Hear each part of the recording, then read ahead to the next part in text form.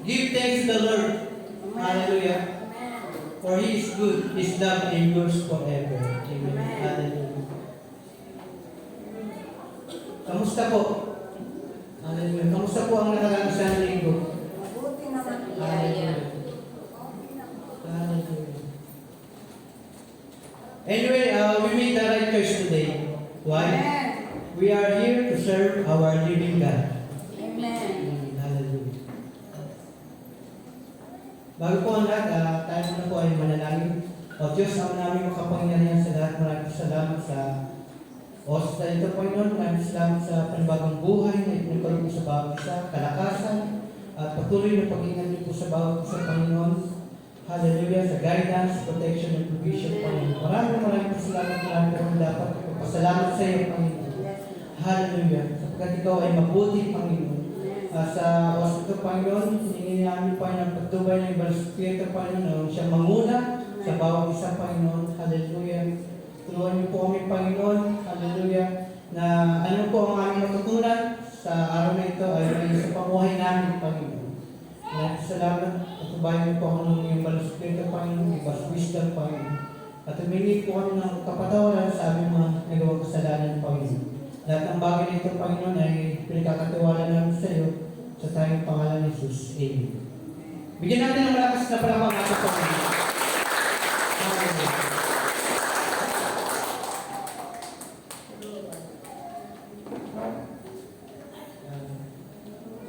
For the whole year, ang program ng Sabayan Kristo ay about evangelism. Amen? Amen. Hallelujah. About evangelism. Yan po. Yan po ang ating topic for today. Ayan. Topic, loving people like Jesus did. Ang team po natin, serving others with unfailing love. Ang text po natin ay matatagpuan sa John chapter 13 verse 1 to 17. Ayan, napapansin niyo naman po, no? Yung 4 letters na kulay red. Pagkatinasan po yan sa zone. Kaya, serving others with unfailing love. Amen. Paano po ba tayo tumulong sa ating kapwa? Tumulong tayo sa ating kapwa na may pag-ibig ni Kristo. Amen. Hallelujah. Anyway, 3 points lang po yung ibigay ko po sa inyo, kaya makipag-checkaan po kayo sa akin. Kung meron po kayo magtabi na medyo ato-ato pakitapin na po. Kasi 3 points lang naman po yung ibabagi ng Panginoon sa atin. Ang message na yun. Love that takes action. Jesus shows humility in action. Jesus calls us to serve others. Kumbaga, sa araw nito, mga action tayo. Mga action star tayo ngayon. Amen? Kasi yung mga sinasabi natin ay importante may gawa. No? Amen. Amen? Hallelujah. Sa paglilingkod sa Panginoon, dapat hindi lang puro salita, dapat may kasamang gawa. Kaya yung mga points natin ngayon, puro napapasin niyo puro mga action. So, yan, ulitin ko po, ang topic natin for today is loving people like Jesus did. Mamaya po malalaman po natin kung ano po yung mga ginawa ng ating Panginoon. Ang team po natin, serving others with unfailing love. Ang text natin ay matatagpuan sa Book of John, chapter 13, verse 1 to 17.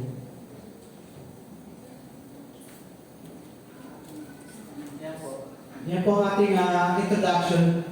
Serving others is the example that Jesus taught to His disciples. Our life is meant for serving others like Jesus did. Amen? Amen. Ulitin ko po, serving others is the example that Jesus taught to His disciples. Our life is meant for serving others like Jesus did. Hallelujah.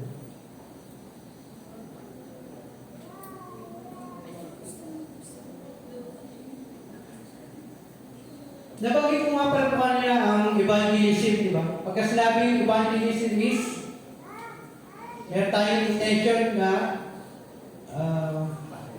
to share the Word of God. So, sa pag-share ng Word of God, palagi natin dapat susot yung full armor of God.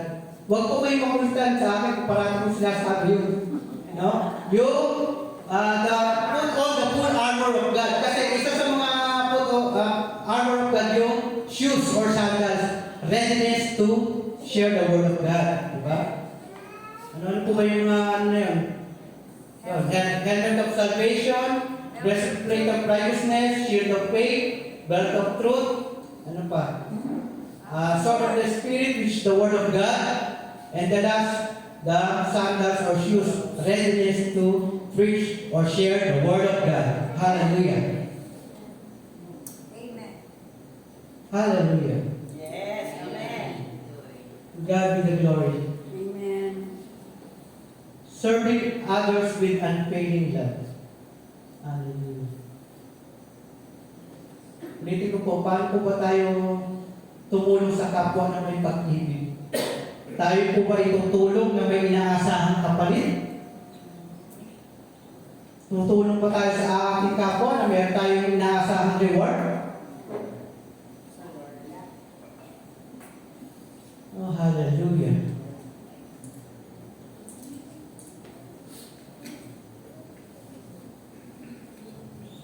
Next slide, please. Yan po ang ating text. John chapter 13, verse 1 to 17.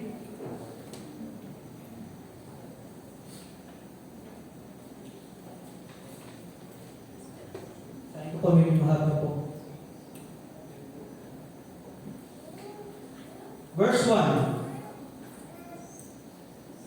Bispiras na noon ng Pasko, alam ni Jesus na dumating na ang takdang oras na kanyang pag-alis sa daigdig na ito upang bumalik sa Ama.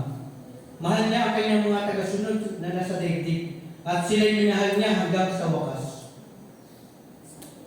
Pagsapit ng hapunan, inilagay niya ng Diablo sa isip ni Judas na anak ni Simon Iscariote na ipagkanulo si Jesus.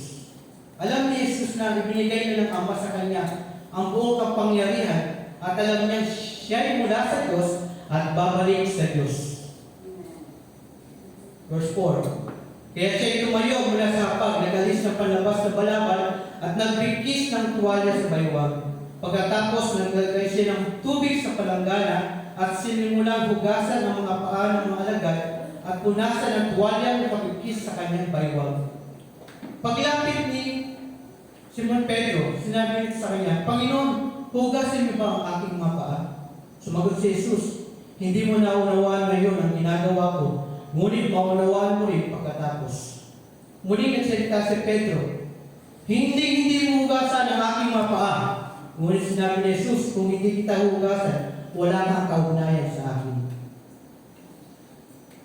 Dahil dito sinabi ni Simon Pedro, kung gayon, hindi lamang ang mga paa ko, kundi pati na rin ang mga kamay at ulo. Sumagot si Jesus, ang nakapaligo na ay hindi na kailangan hugasan pa, maliban sa kanyang mga paa, sapagkat malinis na ang buo niyang katawan. At kayo'y malinis na, subalit hindi lahat. Dahil alam ni Jesus kung sino ang magkakanulo sa kanya. Kaya sinabi, malinis na sila, subalit hindi lahat. Verse 12. Na mahugasan na ni Jesus ang kanilang mga paa, muli niyang isinuot ang kanyang balabal at nagbalik sa kinaupuan niya. Sinabi niya sa kanila, naunawaan pa ninyo kung ano ang ginawa ko sa inyo? Tinatawag niyo akong guro at Panginoon at tama kayo sapagkat ganoon na ako. Kung ako nga ang Panginoon at guro niyo ay naghugas ng inyong mga paa, dapat din ninyong hugasan ang mga paa ng isa't isa. Binigyan ko kayo ng halimbawa upang inyong tularan. Pakatandaan ninyo, ang alipin ay hindi makakaigit sa kanyang Panginoon, ni ang sinugo kaysa nagsugo sa kanya. Last verse, ngayon alam na ninyo ito, pinagpala kayo kung ito'y gagawin ninyo. Hallelujah. Ulitin ko po yung verse 17. Ngayon alam na ninyo, pinagpala kayo kung ito'y gagawin ninyo. Amen? Kaya, kailangan may action. Meron tayong gagawin, no? Hallelujah.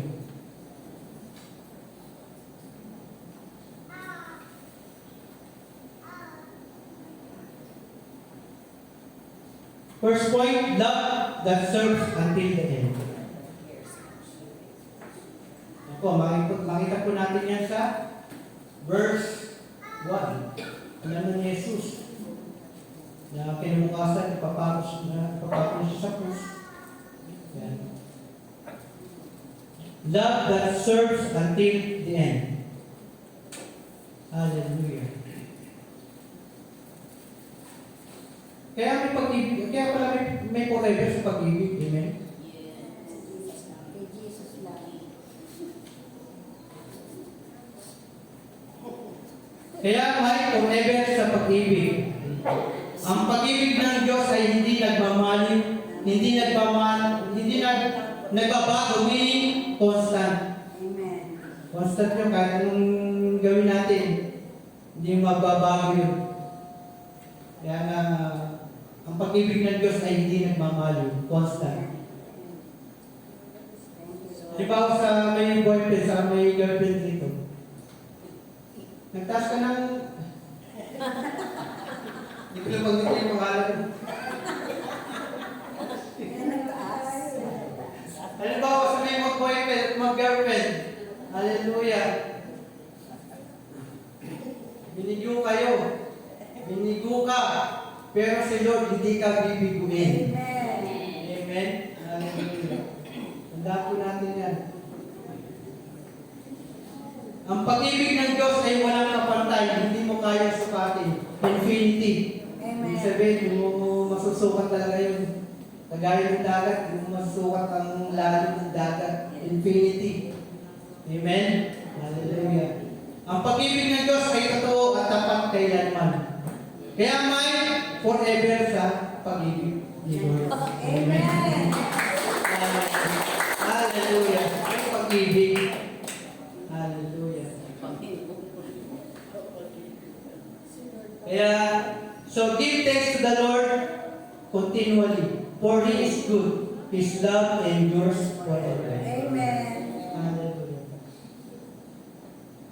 Next. Ayan. Jesus knew His hour had come, yet He focused not on Himself, but serving others. No, alam niyo na kinabukasan, ipapako na siya sa krus. Mamatay na siya. No? Jesus knew His hour had come, yet He focused not on Himself, but serving others. Hallelujah. Kahit kaya, kung alam natin na huling araw na natin yun, ano kaya gagawin natin? Pero si Lord, no? Nugasap ko yung mga disciple niya. No? Wow. Hallelujah. Ano kaya po, no? Huwag ko kaya, kung huling araw ko na kaya, ano kaya gagawin ko? Baka mag-pray ako mag-pray ako mag-pray, Hallelujah. Pero ang Panginoon, pinili niya pa maglingkod din. Pinagsilbihan niya pa yung kanyang mga alagad. Hallelujah. Nugasan, pinunasan ng mga paan ng mga disipulo. Hallelujah. Amen. Hallelujah.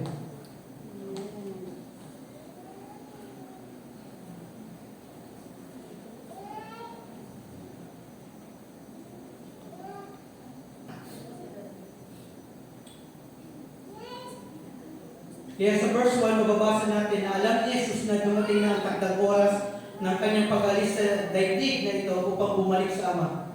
Mahal niya ang kanyang mga tagasunod na nasa daigdig at sila'y minahal niya hanggang sa wakas. Kaya iniibig tayo ni Lord. Amen. Convince ba kayo? Amen. Amen. Kasi kung di tayo convince, tumingin lang tayo sa puso. Hallelujah.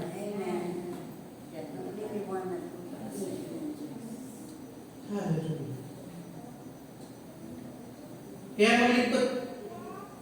Kaya maglingkod ako sa Diyos ng totoo, hindi sa tao. Hallelujah. Maglingkod tayo sa Diyos, hindi sa tao. Kaya, let's declare it. But as for me and my household, we will serve the Lord. Amen? Hallelujah. Kaya, love that serves until the end. Love that takes action. Yan, makita po natin sa slide. Pakibalik mo doon. Salamat. Love that takes action. Hallelujah.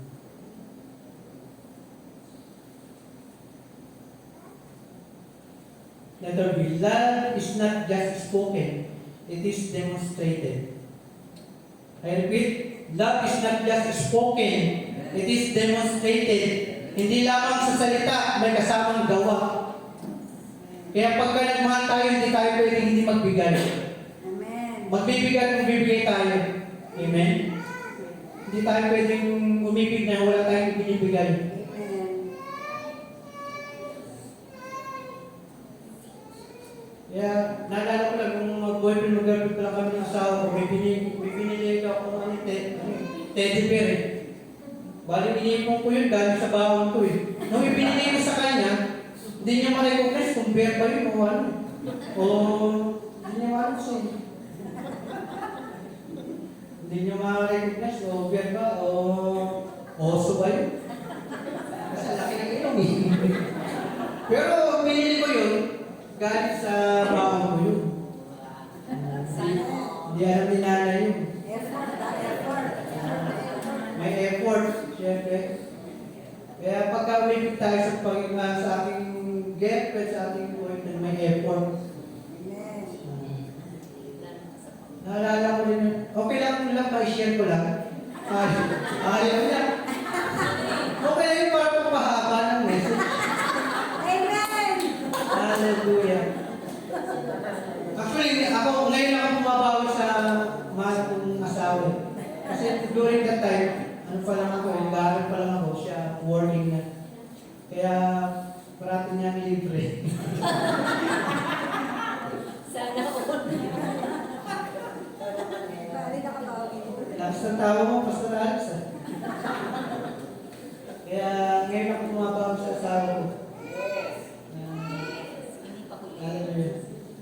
Na-share ko lang. Pasensya na kayo. Pampaano lang, pampagising lang ba? Amen?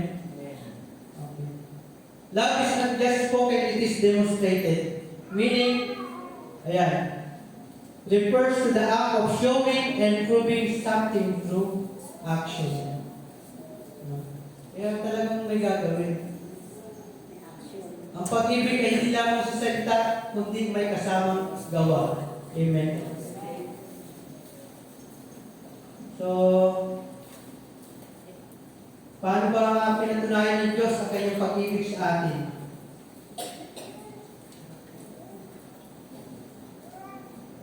Sabi sa Roma chapter 5 verse 8, ano po ang sabi doon?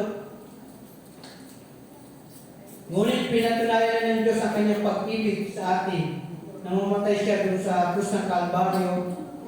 Hallelujah.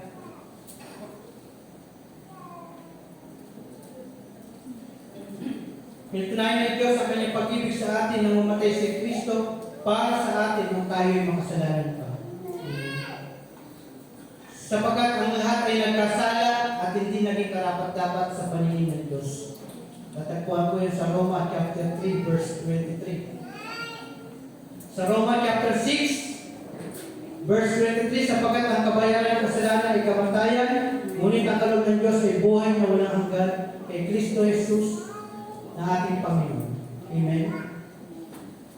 Sa Efeso chapter 2 verse 8, sapagkat dahil sa kagandahan loob ng Diyos, kayo ay naligtas sa pamamagitan ng pananampalataya at ito'y kaloob, hallelujah, ng Diyos at hindi mula sa inyong sarili. Amen. Hallelujah. And the last, John 16, sapagkat kayo na lamang ang pag-ibig ng Diyos sa sanlibutan.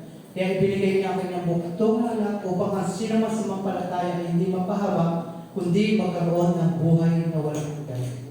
Iyan ang mga ginawa ng Panginoon sa atin. Amen? Thank you, Lord.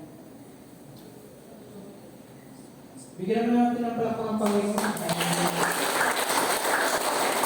Yung malakas na palakpak. Hallelujah.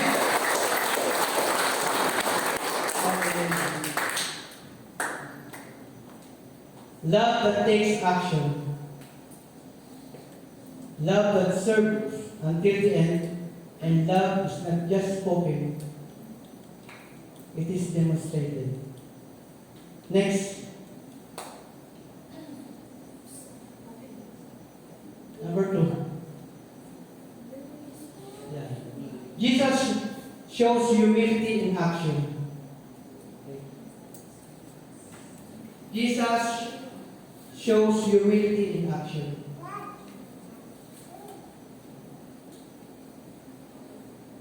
Letter A, humility imitates Christ. Kapag sinabing humility, ano po ba ang nasa isip natin pagka sinabing humility? Hallelujah. Kapag sinabing humility, nakakonek na ito sa ating Panginoong Jesus. Amen? Pagka sinabing humility, nakakonek na ito sa ating Panginoong Jesus. Ang tanong ko, are we connected with Christ? Amen. Hallelujah. Are we connected Amen. with Christ? Amen. Amen. Hallelujah. Kaya be humble. Be humble. Makatandaan po natin yan. Be humble. Kaya mababasa natin sa verse 8, muli nagsalita si Pedro, sabi niya, hindi niyo hugasan ang aking mga paa. Ngunit sinabi ni Jesus, kung hindi kita hugasan, wala kang kaugnayan sa akin. Makikita natin dito yung pagiging pride ni Pedro.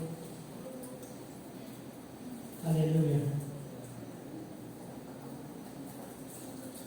Tandaan po natin na ang Panginoon ay galit sa mga mapagmataas.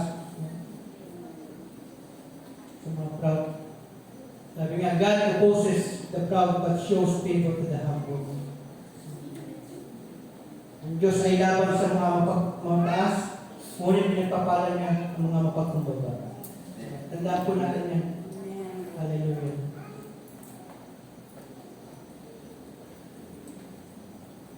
Jesus is our perfect example of humility. Jesus is our perfect example of humility. Kagaya yung sinabi ko kanina, pagka sinabi humility, nakakunik na yan kay Jesus Christ. Sapagkat siya ang the best example of humility. Hallelujah. He had all authority, yet he chose the posture of a servant. Humility is not weakness, it is Christ-likeness. Amen. Ang pagiging humility daw ay hindi kahinaan. Amen. Ito ay pagiging katulad natin ni Kristo. Amen. Hallelujah.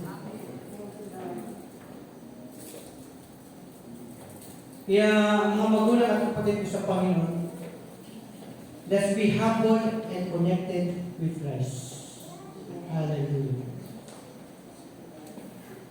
Bigyan natin ng malakas na palakpakan sa Panginoon.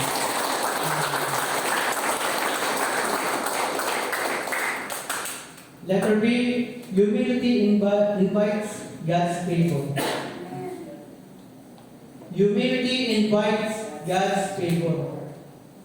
Kaya sinabi ko kanina, kung meron tayong mag-abang loob, hallelujah, pinagpapalat ko doon. Sabi nga, God opposes the proud, but shows favor to the humble.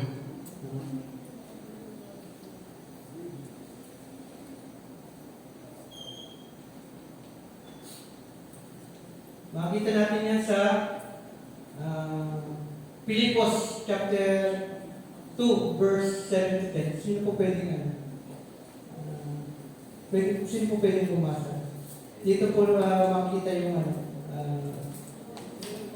God's favor sa mga Philippians chapter 2, verse 7 to 10.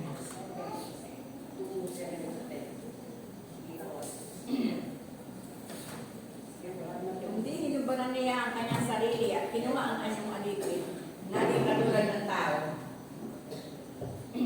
At palibasa natagpuan sa anyo ng tao, siya nagpakababa sa kanyang sarili at naging masunurin hanggang sa kamatayan, maging sa kamatayan man sa krus. Kaya siya naman ay tinaas ng Diyos at siya ay binigyan ng pangalan higit sa lahat ng pangalan. Upang sa pangalan ni Jesus ay lumuhod ang bawat tuhod sa langit at sa lupa at sa ilalim ng lupa. Amen.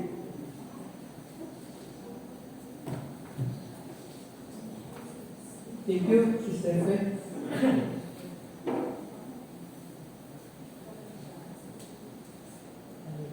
Humility invites God's people.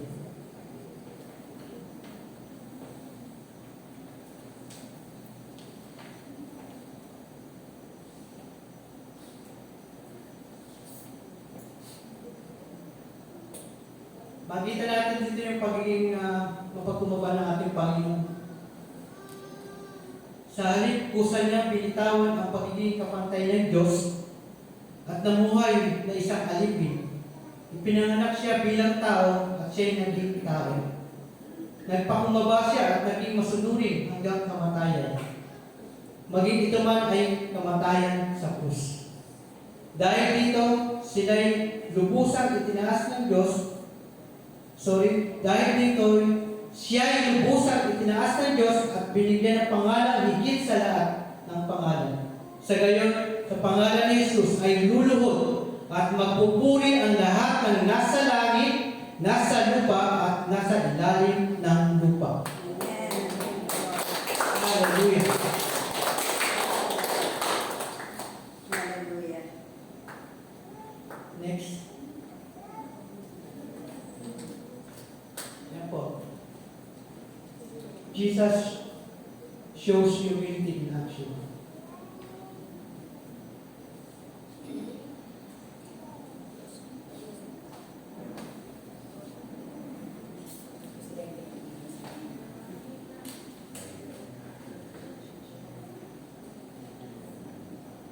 Next. Number 3, Jesus called us to serve others. Jesus called us to serve others. A, serving others is serving God.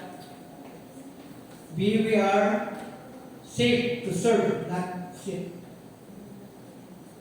Amen. We are saved to serve, not sit. Amen. Kaya hindi tayo uupo lang.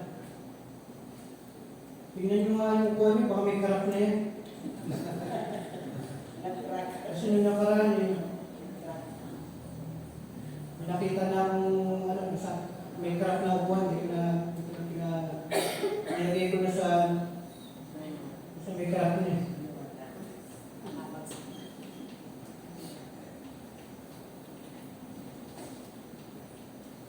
And the best example yan about serving others with unfailing love. Kagaya ng team natin kanina, serving others with unfailing love ay matatagpuan sa Lucas chapter 10, verse 25 to 37. Yun po yung mabuting Samaritano.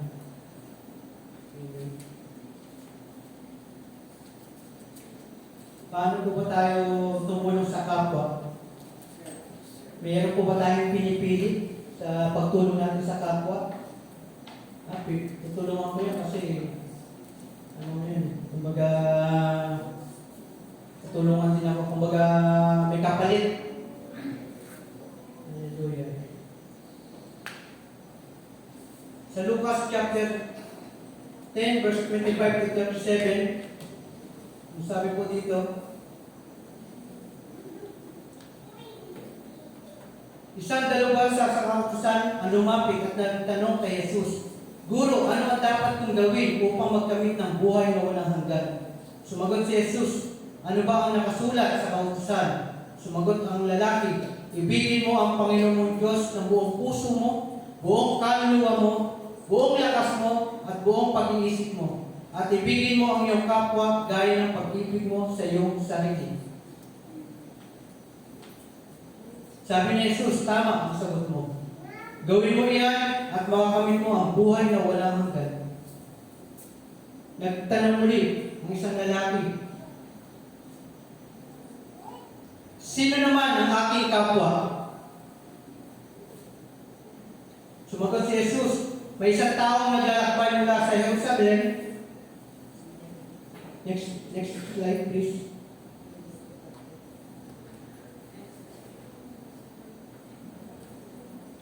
Sumagot si Jesus, may isang taong naglalakbay mula sa Jerusalem, papuntang Jericho. Hinarang siya ng matulisan, inubaran, minugbog at iniwang patay, halos patay na.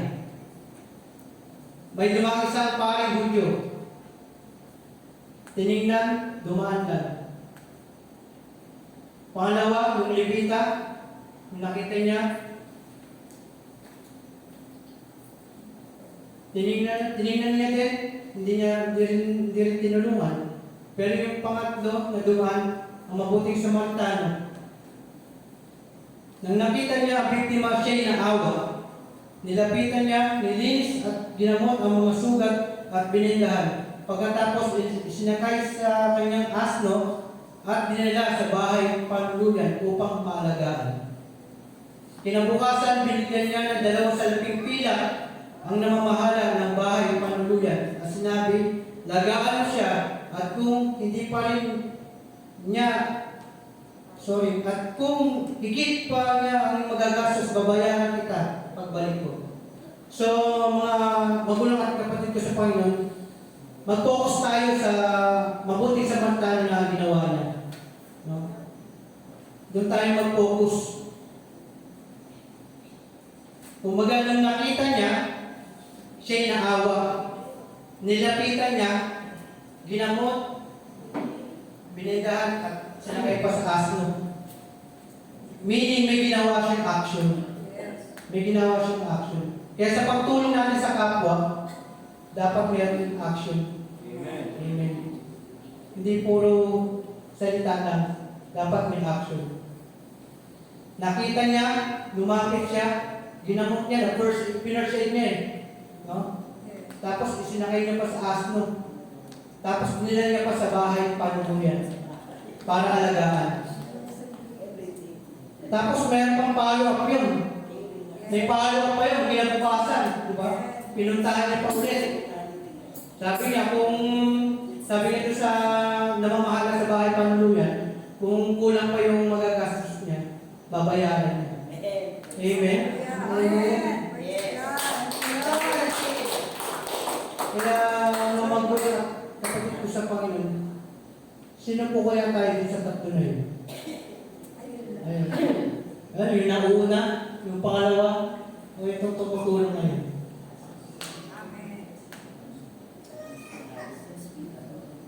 Hallelujah.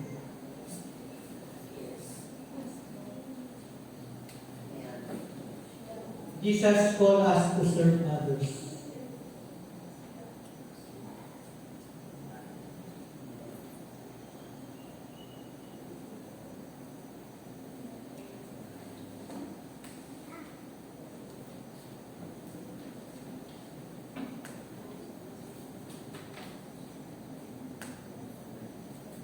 Karoon lang po tayo ng recap. So number 1, love that takes action. 2, Jesus shows humility in action. Jesus called us to serve others. Kaya mga magulang at kapatid ko sa Panginoon, parating po natin tandaan niya. Hindi lang po ito maging knowledge sa atin, kundi may isa pumuhay natin, merong pagsunod. Hallelujah. So, may pagsunod sa paglilingkod sa ating kapwa. Makakawin tayo ng soul. Yan po ang ating goal for the whole year. We can win soul for the glory of God. Amen. Kaya serving others unfailing love. Serving others with unfailing love. Pagka ginawa natin yan, we can win one more soul for the kingdom of God. Hallelujah.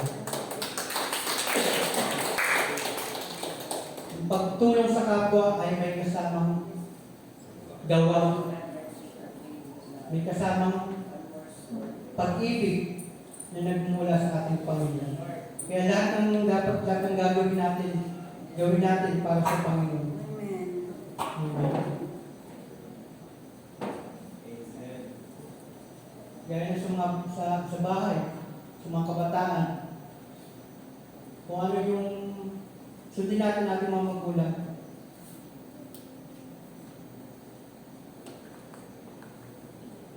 Kasi sa pagsunod mayroong pagpapala. At sa pagsuway ay may pagpapalo. So ano pong sa mga kabataan, ano pong gusto natin doon? Pagpapala o pagpapalo?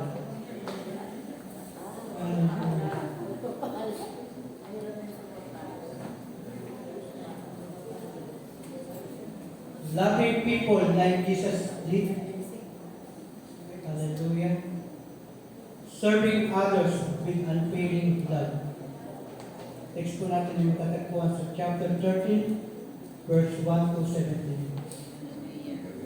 Bigyan natin ng malakas na palakpak ng ating Panginoon. Hallelujah. Yung malakas, hallelujah.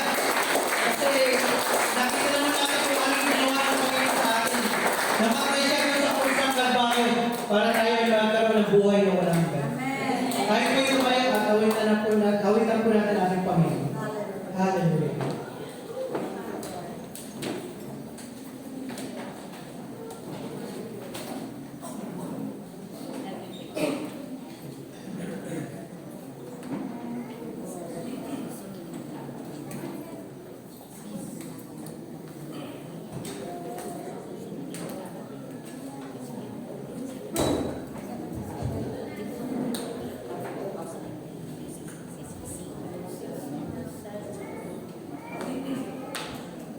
Let's make a prayer habang inaawit natin.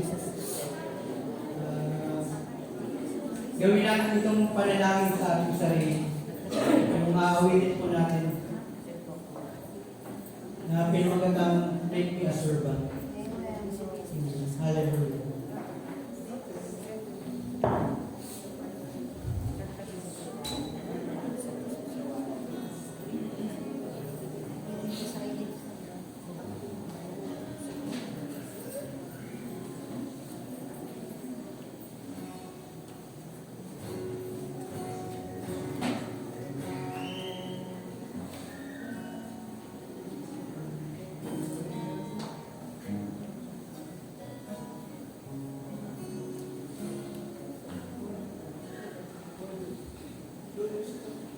Hallelujah.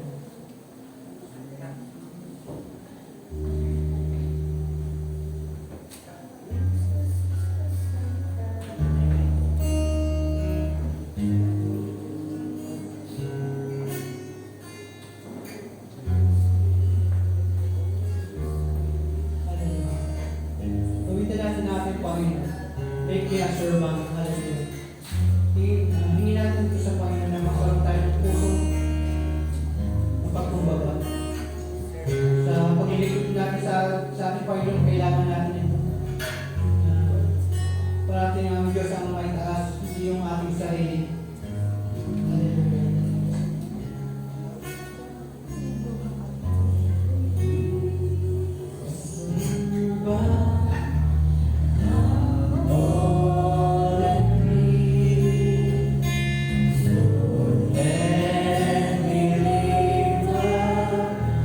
Those who are weak and lay the prayer of my heart on this tree. Make me a servant, make me a servant, make me a servant.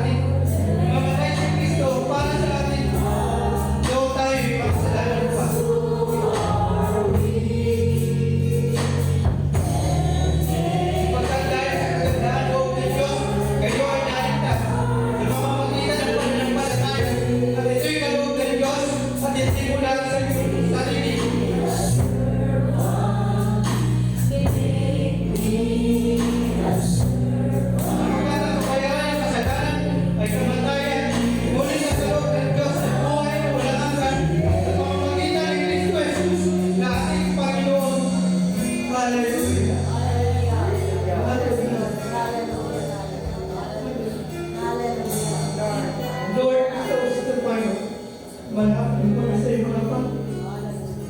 Malapit po kami na mayroong kabuba ang puso, Panginoon. Tawalayan po kami sa aming mga nagawa kasalanan, Panginoon. Hallelujah. Tulungan niyo po kami, Panginoon, na magawa namin, Panginoon, ang iyong kalooban, Panginoon. Hallelujah. Serving others with unfailing love. Hallelujah. Tumulong kami sa aming kapwa ng may pag-ibig mo. Hallelujah. Nawa, Panginoon, sa aming buhay, ikaw ang may taas, ikaw ang makita, upang sa gayon ikaw ang mapapurihan sa aming buhay, Panginoon. Hallelujah. Maraming po salamat, Lord, sa dakilang pag-ibig na ibigay mo sa amin, Panginoon. Dahil kung hindi sa inyo, Panginoon, wala po kami, Panginoon. Hallelujah. Hallelujah. Maraming salamat, Panginoon. Lahat ng bagay, Panginoon, ay pinagkakatiwala namin sa iyo, Panginoon. Maraming po salamat po ang sagot nila sa tayong pangalan ni Jesus. Amen.